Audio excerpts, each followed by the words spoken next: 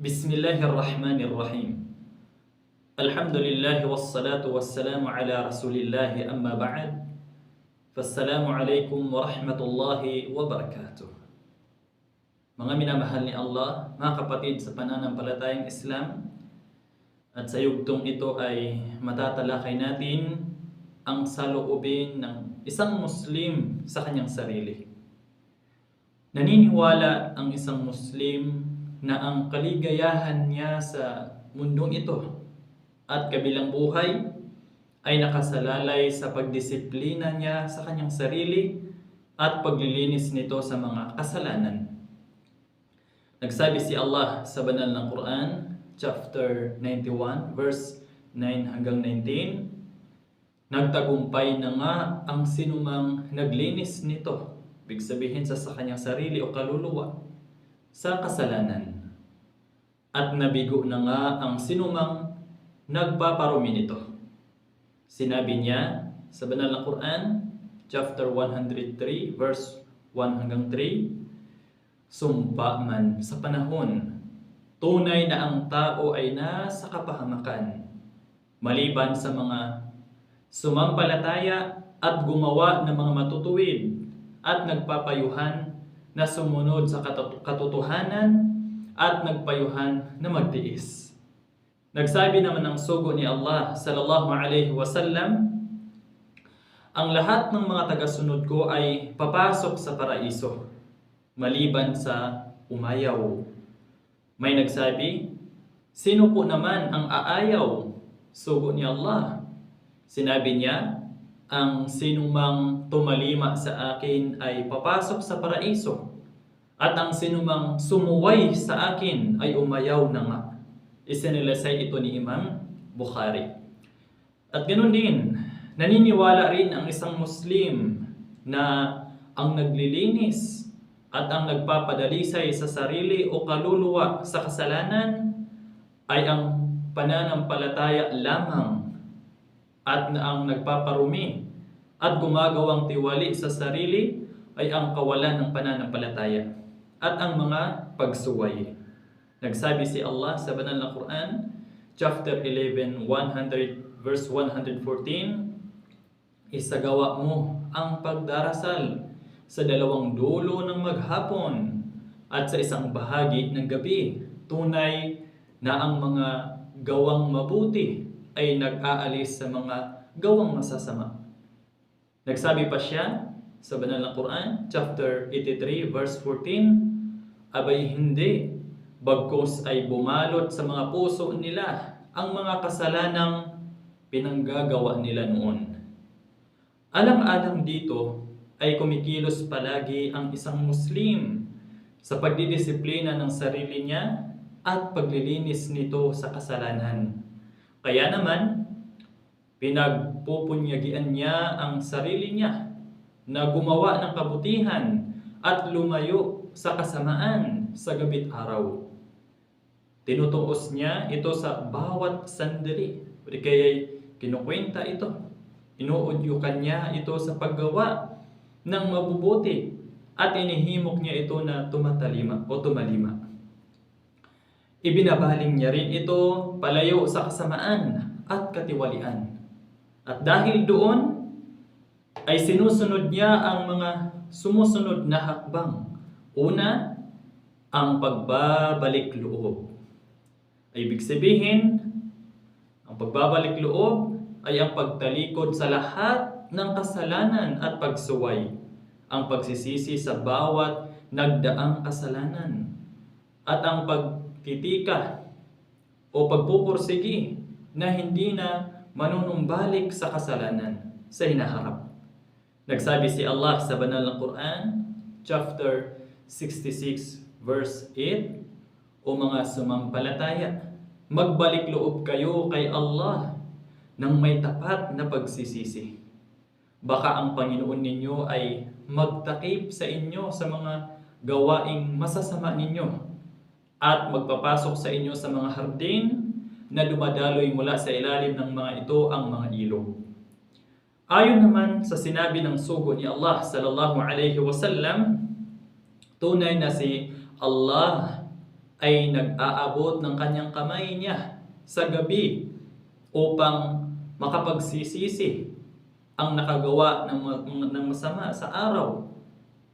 At iniaabot niya ang kamay niya sa araw upang makapagsisisi ang nakagawa ng masama sa gabi.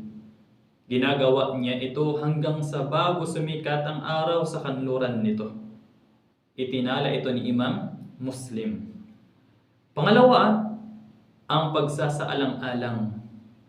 Sinasaalang-alang ng isang Muslim ang Panginoon niya sa bawat sandali ng kanyang buhay.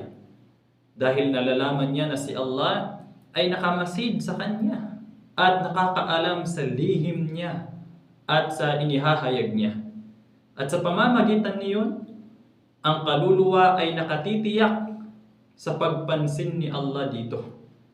Nakadarama ng kapalagayang loob sa paggunita sa kanya. Nakasusumpong ng kaginhawaan sa pagtalima sa kanya. Nakatuon sa kanya at umiiwas sa iba. Ito ang kahulugan ng pagsuko ng sarili. Kaya nga sabi ni Allah sa banal na Quran, chapter 4, verse 125, sino pa ang higit na magaling sa pananampalataya kaysa sa kanya na nagsuko ng sarili niya kay Allah habang siya ay gumagawa ng magaling. Ito rin ang diwa ng binanggit ni Allah sa isa pang sabi niya. Chapter 10 verse 61, wala kang pinagkakaabalahan, wala kang binibigkas na anuman mula sa Quran, at wala kayong ginagawa na anumang gawain na hindi kami saksi noong isinasagawa ninyo iyon. At ang sabi ng sugo ni Allah sallallahu alaihi wasallam, na sasabihin mo sila, o di kaya ay binanggit ng sugo ni Allah sallallahu alaihi wasallam na sasambahin mo si Allah, o di kaya sambahin mo si Allah na para bagang nakikita mo siya. At kung hindi mo man siya nakikita, tunay na siya ay nakakakita sa iyo. Pangatlo, mga kapatid, sa pananampalatayang Islam, ang pagtutuos. Yamang ang Muslim ay gumagawa sa buhay na ito sa gabit araw para sa ikaliligaya niya sa tahanan, sa kabilang buhay, at para sa ikapagiging karapat-dapat niya sa kasagaan o di kaya kasaganaan doon at sa lugod ni Allah. At yamang ang buhay sa mundo ay ang panahon ng paggawa niya. Tungkulin niyang bigyang pansin ang mga faridah, mga voluntaryong mga pagsamba sa Allah na kailangan niyang isagawa, gaya ng pagbibigay pansin ng isang mangangalakal sa puhunan nito. At bigyang pansin din niya ang mga nafila, gaya ng pagbibigay pansin sa isang mangangalakal. Ibig sabihin, mga kapatid, sa pananampalatayang Islam, ang faridah ay ito yung mga isinatungkulin na mga pagsamba sa atin. At ang nafila, ibig sabihin, ito yung mga voluntaryong ginagawa na mga pagsamba kay Allah subhanahu wa ta'ala. Kaya naman, ituturing naman ng isang taong Muslim na ang mga kasalanan at mga pagsuway na gaya ng kalugian sa pangangalakal, pagkatapos ay mag-iisa siya sa tuwina upang tuusin niya, o di kaya tutuusin ayon sa nabanggit ng kanyang sarili na nagawa sa isang araw. Kung nakikita siya ng kakulangan o may nakita siyang kakulangan sa pagsasagawa sa mga faridah, mga isinatungkulin, sisisihin at papagalitan niya ang kanyang sarili at sisikapin niyang ituwid iyon kaagad. Kaya kung iyon ay kabilang sa mga magagawan ng qada, di kaya ay gagawan iyon ng qada. Kung iyon ay hindi magagawa ng qada, ay pupunuan niya iyon o pupunan niya iyon sa pamamagitan ng pagpaparami ng pagsasagawa ng mga nafila. Kung nakakita siya ng kakulangan sa pagsasagawa ng mga nafila, tutumbasan ang kakulangan at pagpupunan iyon. Kung makakita siya ng kasiraan dahil sa paggawa ng mga ipinagbabawal, hihingi siya ng kapatawaran magsisisi siya, magbabalik loob siya, at gagawa ng kabutihang sa tingin niya ay mag-aayos sa nasira niya. Ito ang ibig sabihin ng pagtutuos sa sarili. Ang ilan sa mga patunay nito ay ang sabi ni Allah, chapter 59 verse 18, O mga tao, mangilag kayong magkasala kay Allah, pagmasdan ng tao ang nagawa niya para sa kinabukasan. Pangilagan ninyo na masuway si Allah. Tunay na si Allah ay nakababatid sa anumang ginagawa ninyo. Nagsabi naman si Umar ibn al-Khattab radiyallahu anhu, tuusin ninyo ang inyong mga sarili bago kayo tuusin. Pang-apat, mga kapatid, sa pananampalatayang Islam, ang pagpupunyagi. Iyon ay ang malaman ng isang Muslim na ang pinakamatindi sa mga kaaway niya ay ang kanyang sarili.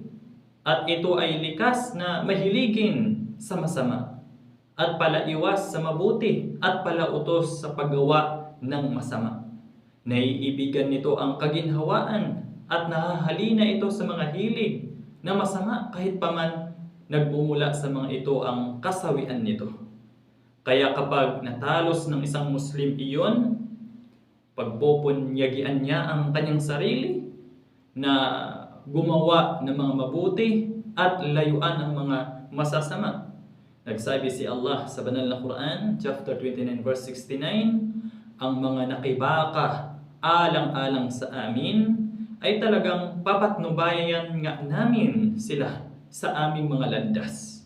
Tunay na si Allah ay talagang kasama ng mga gumagawa ng magaling. Ito ang daan ng mga matutuwid sa mga mananampalataya na nagpakatotoo. Ang sugo ni Allah ay nagsasagawa noon ng tahajjud hanggang sa mamanhid ang kanyang paa.